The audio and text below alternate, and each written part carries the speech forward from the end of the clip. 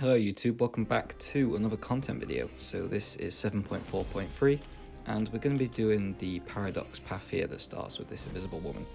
So this paradox path, whenever you parry and you do a well-timed block, you gain a paradox charge. For every paradox charge you have on you, you get 30% debuff potency. So Nick Fury, for example, his bleeds are going to do 30% damage for each paradox charge extra. And also the way to remove the paradox charge and to bring them down is to land an intercept. So you can see in the start of the fight here, you are power locked until you hit the 3 paradox charges. So now it's just a matter of getting through the fight pretty steady.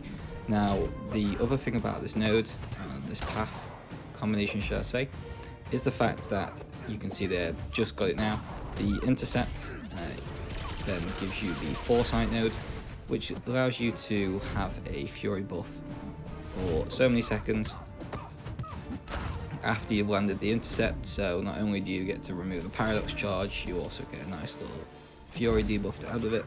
And you're going to see in the next coming fights that I actually try and take advantage of that a little bit there.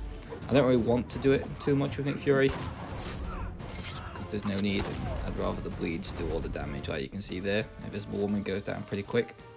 For the paths that I've done so far, this one seems to be the quickest. I think the whole video is probably going to be like 7 minutes, if that.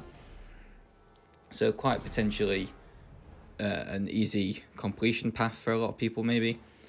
Here I choose to use Human Torch on Dr. Voodoo, and you're going to see he just melts this Dr. Voodoo, even without the pre-fight. If you really want to use a pre-fight, you could. It'll just make the fight a little bit quicker, I guess. But it's not really required. So you see again, just getting the paradox. Once you've done this for the first time with each champion, you don't need to do it again. So there's nothing to really worry about, apart from just watching the paradox and the combat, and just making sure. So you see there, I'm power locked, now I'm not again. And I'm just going to be trying to bait Voodoo. Special 1s. If he goes to special 2, that's fine. Nothing to be concerned about. A very old champion now. Specials and animations are still pretty sweet, but they're just old and kind of everybody knows them now. It's a bit like Punching Bag Winter Soldier. And yeah, that's about it.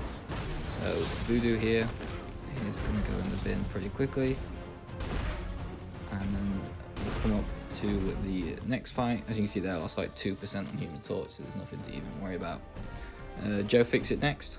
So again, this will be Nick Fury used on this, and I'll just let the video play out without me talking, because it's pretty obvious what I'm going to do and how the fight's going to go.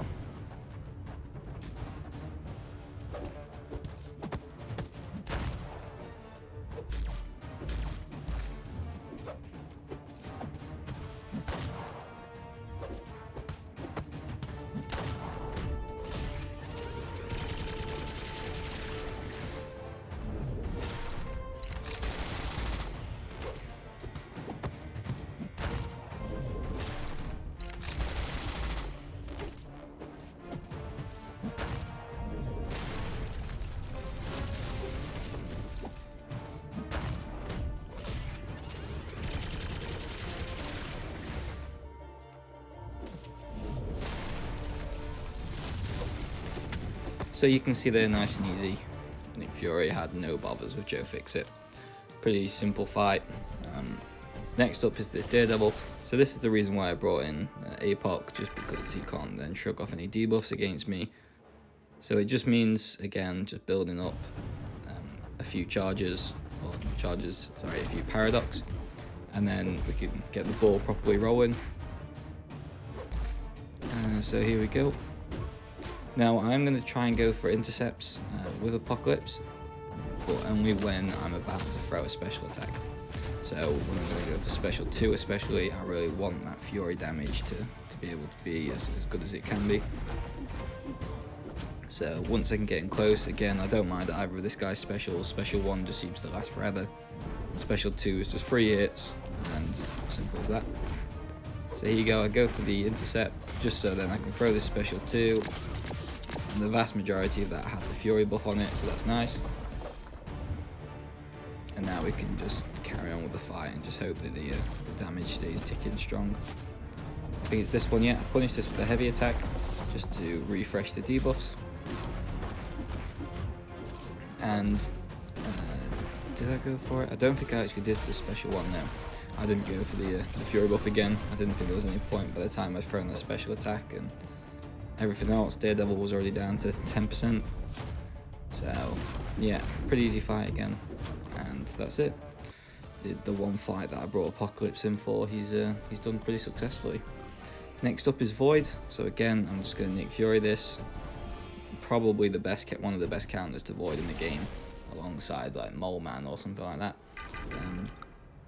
But yeah, he'll just breeze it. Even the 5-stars of all these champions will just breeze this path. So yeah, again, I'll go quiet and wait until this Void fight's finished.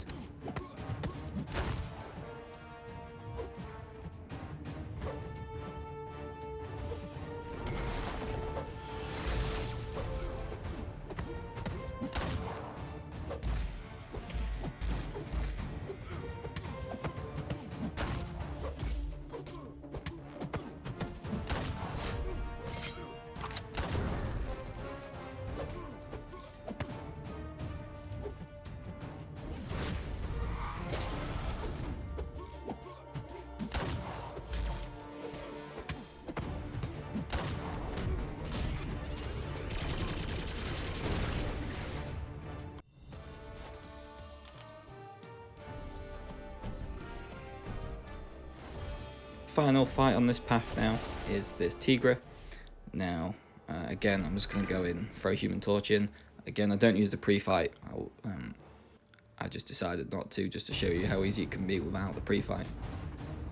All you need to be able to do here is to be able to dodge Tigra specials. I have to deal with her every day in AQ map 8, so it's normally not too bad for me. You see there. There's a special one dexed quite easily. So just build up my temperatures and stuff where I can, get a couple of heavies in, go a bit cheeky there. One day I do that in war nowadays because everybody seems to have stand your ground maxed out. But yeah, so we're just going to get through this fight. And apart from that, once this is done, this fight's done, nice and simple. We're obviously going to get the T2 Alpha from this path. And then that's this video done. So again, get the Fury from the intercept, throw the special 2, and Tigra's in the bin. So that's this path done. I really hope you enjoyed it. If you did and you want to see more stuff, please subscribe. As always, thank you very much for watching.